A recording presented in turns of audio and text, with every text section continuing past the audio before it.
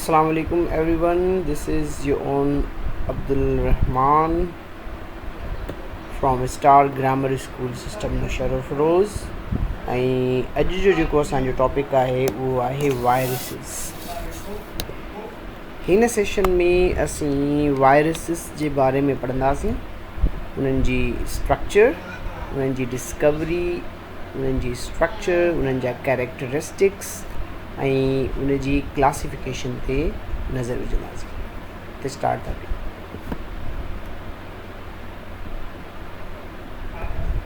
ही कुझु important viruses आहिनि, जीअं ही TMV वायरस आहे, TMV वायरस, ही कोरोना वायरस आहे, ही इबोला वायरस आहे, ही टेडपोल वायरस आहे, ही एनिमेटेड पिक्चर आहे कोरोना वायरस जी, ऐं ही पोलियो वायरस आहे। त वायरस छा हूंदो आहे? वायरस हिकु इन्फेक्शस पार्टिकल आहे जेको नॉन सेल्यूलर हूंदो आहे। नॉन सेल्यूलर मां मुराद त वायरस सेल जो नाहे ठहियलु हूंदो। वायरस जी जेका बॉडी हूंदी आहे या वायरस जो जेको पार्टिकल आहे उहो ॿिनि शयुनि ते मुश्तमिल थी सघे थो। हिकु उन में प्रोटीन जो कोट हूंदो आहे ऐं उन सां गॾु न्यूक्लिक एसिड कोर हूंदी आहे या न्यूक्लिक एसिड मौजूदु हूंदो आहे। वायरस ओब्लिगेट पैरासाइट हूंदा आहिनि। हिन मां मुराद त वायरस सिर्फ़ु ऐं सिर्फ़ु सेल जे अंदरि ई एज़ अ पैरासाइट रही सघे थो, ऐं जॾहिं हू सेल जे ॿाहिरि ईंदो त हू मरी वेंदो। ओब्लिगेट पैरासाइट असां उन्हनि पैरासाइट खे चवंदा आहियूं जेके पंहिंजे होस्ट खां सवा ज़िंदा न रही सघनि। हू सिर्फ़ु ऐं सिर्फ़ु होस्ट में अंदरि ई ज़िंदा रहंदा आहिनि या होस्ट में अंदरि ई हुननि जो वजूदु हूंदो आहे, ॿाहिरि न हूंदो। अहिड़नि जेको आहे पैरासाइट्स खे असां ओब्लिगेट पैरासाइट चवंदा आहियूं। वायरस जेको आहे हिकु ओब्लिगेट पैरासाइट आहे, छो त उहो outside of the body dead हूंदो आहे, पर जॾहिं इनसाइड द सेल अची वेंदो आहे या बॉडी में अंदरि अची वेंदो आहे त पोइ लिविंग थी वेंदो आहे। उन जे करे असीं चऊं था त जेकॾहिं लिविंग किंगडम या living organisms and non living things जे विच में जेकॾहिं का शइ अचे थी जंहिंखे बॉर्डर चवंदासीं between living and non living, उहो वायरस आहे। छो त virus sometime behave as living when it is inside the cell, ऐं वरी जॾहिं उहो सेल खां ॿाहिरि थो अची वञे त उहो नॉन लिविंग थी थो वञे। ठीकु आहे, उन टाइम यानी कि उन में न ग्रोथ आहे, न उन में मेटाबॉलिज़म आहे, न ई को उन में जेको आहे सो ॿियो लिविंग ऑर्गेनिज़म्स जेको कैरेक्टर्स हूंदो आहे। पर जॾहिं इहो ई सेल अंदरि सेल में अची थो वञे त पोइ मल्टीप्लिकेशन या रिप्रोड्यूस करे सघे थो। उनजे करे जॾहिं सेल में अंदरि अची थो वञे त उहो लिविंग थी थो वञे। असां पहिरियां क्लासिफिकेशन जी 5 किंगडम क्लासिफिकेशन जी जेका स्कीम पढ़ीसीं उन में किथे बि वायरस जो ज़िक्र न कयोसीं, छो त वायरस हिकिड़ो नॉन सेल्यूलर पार्टिकल आहे जंहिंखे असीं जेको आहे सो 5 किंगडम सिस्टम में क्लासिफाई नथा करे सघूं। छो त 5 किंगडम सिस्टम जा जेकॾहिं क्राइटेरिया ॾिसूं त उन में हिकु क्राइटेरिया सेल्यूलर ऑर्गेनाइज़ेशन या बॉडी ऑर्गेनाइज़ेशन जो, यानी कि सेल मिली करे और हिकु बॉडी था ठाहिनि। लेकिन वायरस जे केस में त सेल आहे ई कोन को वायरस, छो त सेल जो नाहे ठहियलु, उहो प्रोटीन ऐं न्यूक्लिक एसिड जो ठहियलु आहे। हुन में प्लाज़्मा मेम्ब्रेन, साइटोप्लाज़म ऐं न्यूक्लिक एसिड, न्यूक्लियस न ई हूंदो। सो उन जे करे इहे स्ट्रक्चर वायरस में न आहिनि। त वायरस ए सेल्यूलर आहे या वरी नॉन सेल्यूलर पार्टिकल आहे। त जॾहिं उहो नॉन सेल्यूलर आहे त असां उनखे 5 किंगडम सिस्टम में नथा रखे सघूं, छो त उन में सभु सेल्यूलर ऑर्गेनिज़म्स या उहे ऑर्गेनिज़म्स जेके लिविंग आहिनि, जेके फीडिंग करे सघनि था, उन्हनि खे ई जेको आहे सो उन्हनि में अंदरि रखियो आहे। त 5 किंगडम सिस्टम जे अंदरि असां वायरस खे क्लासिफाई न कयो आहे। वायरसिस जी पंहिंजी क्लासिफिकेशन सिस्टम आहे। उहो क्लासिफिकेशन सिस्टम फिज़िकल प्रॉपर्टीज़ ऐं उन्हनि जी केमिकल प्रॉपर्टीज़ ते मुश्तमिल आहे। फिज़िकल प्रॉपर्टीज़ जो मतिलबु त उन जी मॉर्फोलॉजी ऐं एनाटॉमी जेका आहे वायरस जी एक्सटर्नल ऐं इंटरनल जेका स्ट्रक्चर आहे उन जे बेस ते, ऐं वायरस छाजो ठहियलु आहे, न्यूक्लिक एसिड कहिड़ो आहे, उन में RNA आहे, DNA आहे, उहो सिंगल स्ट्रैंडेड आहे या डबल स्ट्रैंडेड आहे, उन जे बेस ते उन जे कैप्सिड में कहिड़ियूं कहिड़ियूं प्रोटीन्स आहिनि उन जे बेस ते या केमिकल प्रॉपर्टीज़ जे बेस ते उनखे क्लासीफाई कयो वियो आहे। ऐं टियों जेको वठंदा आहियूं उहो रिप्रोडक्शन जे बेस ते वायरसिस खे क्लासीफाई कयो वियो आहे।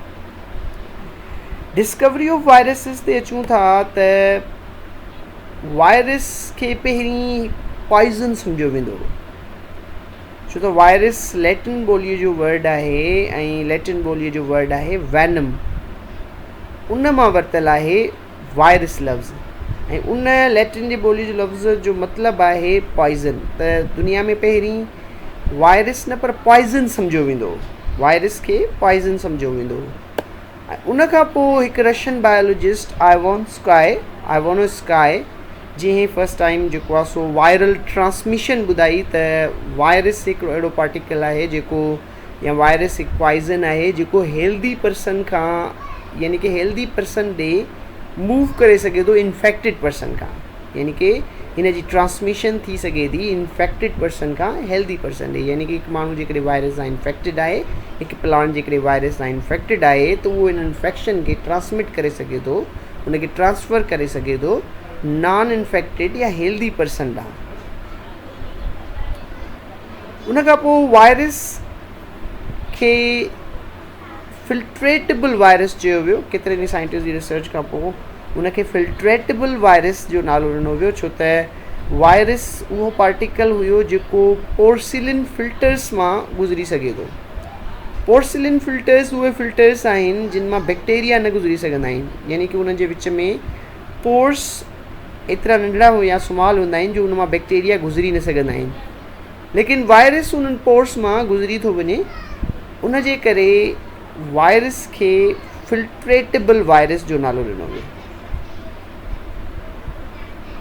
ऐं पोइ मेनी डिज़ीज़ जीअं टुबेको मोज़ेक डिज़ीज़ उहा वायरस जी काज़ कयल हूंदी आहे या वायरस काज़ कंदो आहे टुबेको मोज़ाइक डिज़ीज़, जेका टुबेको प्लांट जे मथां थींदी आहे ऐं जेका उन जे लीफ खे रिंकल करे छॾींदी आहे, उन जी लीफ खे, हिकु हेल्दी लीफ खे रिंकल करे छॾींदी आहे। इन डिज़ीज़ खे TMV डिज़ीज़ चयो।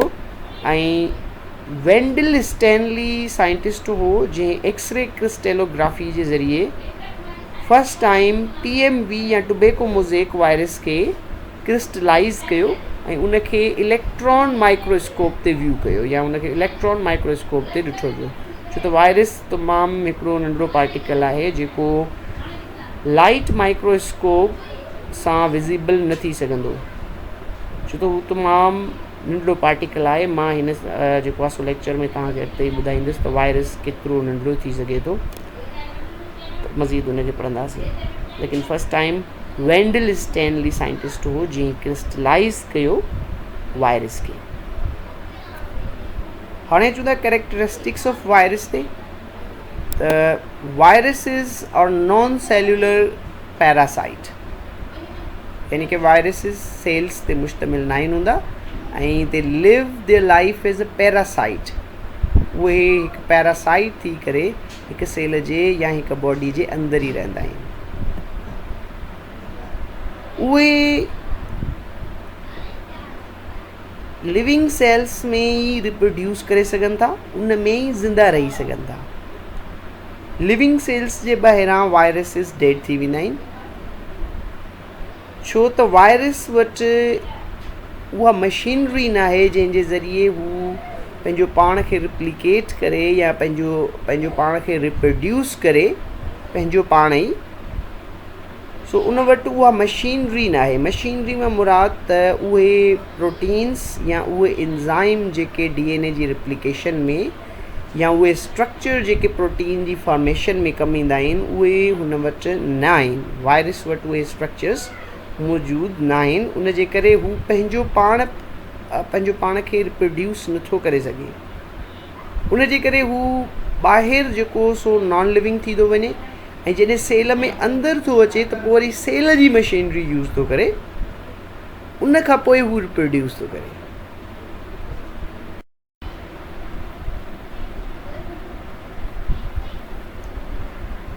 रेंज ऑफ वायरस या रेंज इन साइज़ जेका थिए थी वायरस जी, उहा हिकु वायरस 20 नैनोमीटर खां 250 नैनोमीटर्स जो थी सघे थो। वायरस खे हमेशह 20 असां नैनोमीटर्स में मेजर कंदा आहियूं।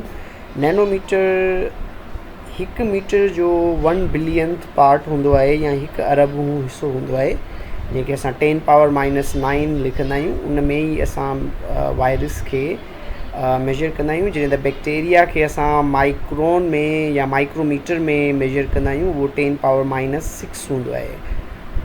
त वायरस जेको आहे स्मॉलेस्ट उहो 20 नैनोमीटर्स जो थी सघे थो, ऐं जेको आहे सो मैक्सिमम उहो 250 नैनोमीटर्स जो थी सघे थो। Virus can be virulent or temperate. Virus हिकु वायरस जेको हिकु सेल में दाख़िल थो थिए ऐं उन सेल खे जल्दीअ में ई जेकॾहिं डिस्ट्रॉय करे छॾे, मारे छॾे, उनखे ख़तमु करे छॾे या उनजी लाइसिस करे छॾे, उनखे ब्रेक करे छॾे, त उनखे असां वायरुलेंट वायरस चवंदा आहियूं। ऐं ॿियो वायरस हूंदो आहे टेम्परेट वायरस, जेको जीअं ई सेल में इंटर थींदो आहे त उनजे सेल जे या होस्ट जे जेको DNA आहे उन सां इंटीग्रेट या ज्वाइनिंग में अची वेंदो आहे ऐं काफ़ी देरि ताईं उन सेल में ख़ामोशी सां मौजूदु हूंदो आहे ऐं उन सेल खे जल्दीअ में डिस्ट्रॉय नाहे कंदो या उन सेल खे डिस्ट्रॉय नाहे कंदो, उनखे असां टेम्परेट वायरस चवंदा आहियूं। टेम्परेट वायरस खे नॉन वायरुलेंट वायरस बि चवंदा आहियूं। एडेशन प्रॉपर्टीज़ जेके आहिनि वायरस जूं या अटैचमेंट प्रॉपर्टीज़, उहे डिपेंड थियूं कनि वायरस जी प्रोटीन्स ते या उन जे कैप्सिड ते या उन जी एनवेलप जी जेको आहे सो स्पाइक या उन ते जेके कार्बोहाइड्रेट ऐं लिपिड्स जूं जेके चेन्स आहिनि उन्हनि ते। त actually these chains act as a receptors for adhesion on the plasma membrane. Plasma membrane ते अटैच थियण लाइ उहे जेको आहे सो जेके कैप्सिड जूं प्रोटीन्स आहिनि या एनवेलप आहे उहो ई हेल्प कंदो आहे जेको आहे सो वायरस खे। त उनजे करे इहे एसेसरी स्ट्रक्चर्स आहिनि जेके वायरस खे पंहिंजे होस्ट सेल खे इन्फेक्ट करण में मदद कंदा आहिनि। हिकु सिंपलेस्ट वायरस यूज़ कंदो आहे प्रोटीन्स ऐं इंज़ाइम पंहिंजे होस्ट जूं पंहिंजे जीनोम जी रिप्लिकेशन लाइ या रिप्रोडक्शन लाइ, पर हिकु कॉम्प्लेक्स वायरस जेको अराउंड 200 जीन्स ते मुश्तमिल हूंदो आहे, त उन वटि उहो पंहिंजी रिक्वायर्ड जीन जॾहिं सेल में अंदरि हूंदो आहे त पंहिंजे DNA मां ठाहे सघे थो। लेकिन हिकु सिंपलेस्ट वायरस अराउंड 4 जीन्स ते मुश्तमिल हूंदो आहे ऐं उहो छा कंदो आहे त वायरल रिप्लिकेशन लाइ इंज़ाइम्स ऐं जेके राइबोज़ोम्स या जेके प्रोटीन्स हूंदियूं आहिनि उहे इस्तेमालु कंदो आहे होस्ट सेल जी। हिन पिक्चर जे ज़रिए असां जेको आहे सो इहो सम्झंदासीं त हिकु वायरस केतिरो नंढिड़ो थी सघे थो। त हीउ हिकिड़ो यूकारियोटिक सेल आहे। यूकारियोटिक सेल जो डायमीटर आहे ऐं हिकु यूकारियोटिक सेल में ही प्रोकारियोटिक सेल मौजूदु आहे ऐं प्रोकारियोटिक सेल में अंदरि अराउंड 200 वायरस रिप्लिकेट करे सघनि था। छो त असां जॾहिं वायरल रिप्लिकेशन पढ़ंदासीं त जॾहिं हिकु इकोलाई ब्रेक थींदो आहे त उन मां 100 या 200 वायरसिस रिलीज़ थींदा आहिनि। त हिकु प्रोकारियोट सेल में अराउंड 200 वायरसिस थी सघनि था। Morphology or general structure of virus. त मॉर्फोलॉजी जे बेस ते या शेप जे बेस ते वायरस कैन बी स्फेरिकल या spheres, virus can be rod shape, virus can be tadpole and virus can be polyhedral. ही वायरस स्फेरिकल वायरस जो मिसाल आहे जी इन्फ्लुएंजा वायरस आहे ऐं ही TMV वायरस आहे जेको रॉड शेप वायरस जो मिसाल आहे। ही टेडपोल वायरस जो मिसाल आहे, ही बैक्टीरियोफेज वायरस आहे ऐं ही पॉलीहेड्रल मेनी साइड्स ते या मेनी कॉर्नर्स ते मुश्तमिल वायरस आहे। ही एडीनो वायरस आहे जेको पॉलीहेड्रल जो मिसाल आहे। ओवरऑल वायरस खे असां ॿिनि क़िस्म जी स्ट्रक्चर्स में विराए सघूं था। हिकु हेलिकल वायरस हूंदा आहिनि जेके रॉड या थ्रेड लाइक ॾिसण में ईंदा आहिनि, जीअं TMV वायरस आहे, ऐं ॿिया आइसोमेट्रिक वायरस हूंदा आहिनि जेके रफली स्फेरिकल ॾिसण में ईंदा आहिनि, जीअं ही पोलियो वायरस जो मिसाल आहे। वायरल कंपोनेंट्स हिकु वायरस मुश्तमिल थी सघे थो एनवेलिप ते। एनवेलिप ॿाहिरां हिकु कोट हूंदो आहे जेको लिपिड या ग्लाइकोप्रोटीन जो ठहियलु हूंदो आहे। उन एनवेलिप जे अंदरे पासे खां कैप्सिड मौजूदु हूंदो आहे। कुझु ऑर्गेनिज़म वटि ॿाहिरां ई कैप्सिड हूंदो आहे, जीअं बैक्टीरियोफेज आहे उन वटि कैप्सिड आहे। कैप्सिड जे अंदरि जेको आहे सो DNA या RNA या जीनोम मौजूदु हूंदो आहे। जीअं ही कैप्सिड आहे उन में अंदरि जीनोम DNA या RNA मौजूदु आहे।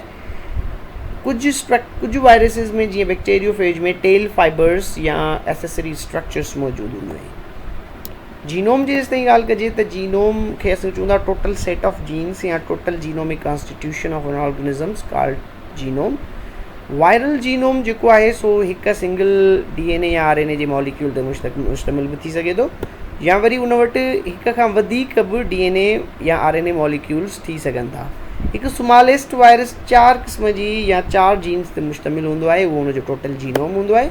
जीअं त लार्जेस्ट वायरस अराउंड 200 जीन्स ते मुश्तमिल हूंदो आहे, उहो हुनजो जीनोम हूंदो आहे। कैप्सिड हिकिड़ो ॿाहिरां प्रोटीन कोट आहे जेको वायरल जीनोम खे या न्यूक्लिक एसिड खे कवर कंदो आहे। ठीकु आहे। कैप्सिड ठहियलु हूंदो आहे प्रोटीन जो, ऐं प्रोटीन जे यूनिट्स खे कैप्सोमर्स चवंदा आहियूं। जीअं ही कैप्सिड आहे त ही यूनिट्स आहिनि ऐं इन्हनि खे असीं छा था चऊं, कैप्सोमर्स। कैप्सोमर्स हिकु वायरस में हिकु क़िस्म जा कैप्सोमर्स बार बार रिपीट थी करे हिकु कैप्सिड बि ठाहे सघनि था, या वरी मुख़्तलिफ़ कुझु वायरसिस में वरी डिफरेंट क़िस्म जा कैप्सोमर्स बि मौजूदु हूंदा आहिनि। पर नंबर ऑफ कैप्सोमर्स कैरेक्टरिस्टिक्स हूंदा आहिनि हिकु वायरस जा, उहो जेको आहे सो वायरस खे सुञाणण में या रिकग्निशन में या उनजी आइडेंटिफिकेशन में हेल्प कंदा आहिनि। वायरल एनवेलिप छा आहे, हिकु ॿाहिरां एसेसरी स्ट्रक्चर आहे जेका लिपिड जी ठहियलु हूंदी आहे। उहा वायरल कैप्सिड जे ॿाहिरां हूंदी आहे ऐं उन कैप्सिड जे मथां स्पाइक प्रोटीन बि थी सघनि था। ही वायरस खे हेल्प कंदी आहे पंहिंजे होस्ट खे इन्फेक्ट करण में। ऐं बैक्टीरियोफेज वायरस वटि हिकु ख़ासि क़िस्म जूं स्ट्रक्चर हूंदियूं आहिनि जिन खे टेल फाइबर्स चवंदा आहियूं। जेकॾहिं ही बैक्टीरियोफेज वायरस आहे त ही उनजूं टेल फाइबर्स आहिनि। ही टेल फाइबर्स उनखे पंहिंजे होस्ट या बैक्टीरिया खे इन्फेक्ट करण में मदद कंदा आहिनि। न्यूक्लिक एसिड DNA और RNA, न्यूक्लिक एसिड में भी DNA या RNA ॿई नथा थी सघनि, या त DNA हूंदो या त RNA हूंदो। न्यूक्लिक एसिड सिंगल बि थी सघे थो, हिकु सिंगल स्मॉल वायरस यानी कि हिकु सिंपलेस्ट वायरस वटि हिकु सिंगल मॉलिक्यूल हूंदो आहे न्यूक्लिक एसिड जी। इट में बि RNA, इट में बि DNA। पर कॉम्प्लेक्स क़िस्म जे वायरस वटि हिक खां वधीक DNA या RNA जा मॉलिक्यूल बि थी सघनि था। क्लासिफिकेशन, वायरस जी जेका क्लासिफिकेशन उहा मां पहिरीं ॿुधायो त उनजी फिज़िकल ऐं केमिकल स्ट्रक्चर्स ते कई वई आहे। त वायरस खे क्लासीफाई कयो वियो आहे असांजे बुक में मॉर्फोलॉजी जे बेस ते ऐं न्यूक्लिक एसिड जे बेस ते। मॉर्फोलॉजी जी बेस ते रॉड शेप वायरस आहे, जीअं TMV जो मिसाल आहे। स्फेरिकल वायरस आहे, जीअं उन में पोलियो वायरस जो मिसाल आहे, या टेडफोल्ड वायरस आहे जंहिंमें बैक्टीरियोफेज जो मिसाल आहे। ऐं वायरस न्यूक्लिक एसिड जे बेस ते में बि वायरस कंटेन अहिड़ा वायरस हूंदा जिन वटि DNA हूंदो, या वरी ॿिया वरी RNA वायरस। हिकिड़ा DNA वायरसिस थींदा, ॿिया RNA वायरसिस थींदा। ऐं उहे viruses on the basis of envelope can be naked, can be envelope. जेकॾहिं एनवेलिप कैप्सिड जे मथां आहे त उनखे एनवेलिप्ड वायरस चवंदासीं, उनजे मथां न आहे त उनखे नेकेड वायरस चवंदासीं। RNA में बि ऑफ 2 टाइप्स, हिकिड़ी प्लस स्ट्रैंड RNA थींदी आहे ऐं ॿी वरी माइनस स्ट्रैंड RNA थींदी आहे। प्लस स्ट्रैंड RNA उहा जेका directly as a messenger RNA कमु करे, minus strand RNA as a template कमु कंदी आहे। Plus strand RNA can be unenveloped or can B एनवेलिप्ड। RNA खे वधीक पढ़ंदासीं त RNA जा 2 टाइप थींदा आहिनि वायरसिस में। हिकिड़ी प्लस स्ट्रैंड RNA थींदी आहे ऐं उहा plus strand RNA directly as a messenger RNA act कंदी आहे ऐं डायरेक्टली ट्रांसलेट थींदी आहे प्रोटीन में राइबोसोम्स जी मदद सां। उहो कीअं थींदो त ही उनखे पॉज़िटिव सेंस RNA चवंदा आहियूं, छो त ठीकु आहे जीअं ई हिकु वायरस इंटर थींदो सेल में, फेगोसाइटोसिस जे ज़रिए वायरस इंटर थी सघे थो, या वरी पंहिंजो DNA डायरेक्टली इंजेक्ट बि करे सघे थो सेल में। उन खां पोइ छा थींदो त पेनिट्रेशन खां पोइ वायरस जी ट्रांसक्रिप्शन ऐं रिप्लिकेशन थींदी mRNA जी। पॉज़िटिव सेंस mRNA जेका हूंदी आहे उहे डायरेक्टली बाइंड थींदी आहे राइबोसोम सां ऐं राइबोसोम्स हुनखे कन्वर्ट कंदा आहिनि या ट्रांसलेट कंदा आहिनि वायरल प्रोटीन्स में या वायरल स्ट्रक्चर्स में, पोइ हुनजी असेंबली थींदी आहे, उहे ॿाहिरि निकिरंदा आहिनि। लेकिन नेगेटिव सेंस या माइनस स्ट्रैंड RNA में छा, माइनस स्ट्रैंड RNA थोड़ी मुख़्तलिफ़ आहे प्लस स्ट्रैंड RNA खां। माइनस स्ट्रैंड RNA कॉम्प्लीमेंट्री एक्ट कंदी आहे टू मैसेंजर RNA। हिन मां मुराद आहे त जीअं ई minus strand RNA host cell में इंटर थींदी त उहा डायरेक्टली वञी करे राइबोसोम्स सां ट्रांसलेट नथी थी सघे, उहा एक्ट कंदी एज़ ए कॉम्प्लीमेंट्री में मुराद आहे त उन मां अगेन वरी मैसेंजर RNA अंदरि ठहंदा, उहे मैसेंजर RNA वरी राइबोसोम सां बाइंड थी करे ट्रांसलेट थींदा प्रोटीन्स में।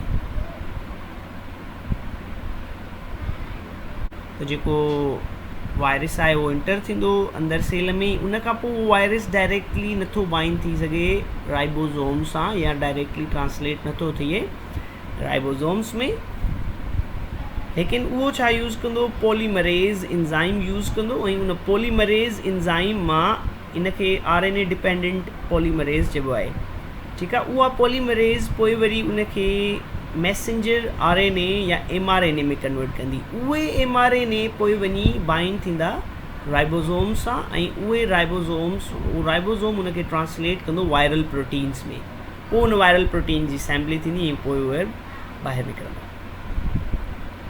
सो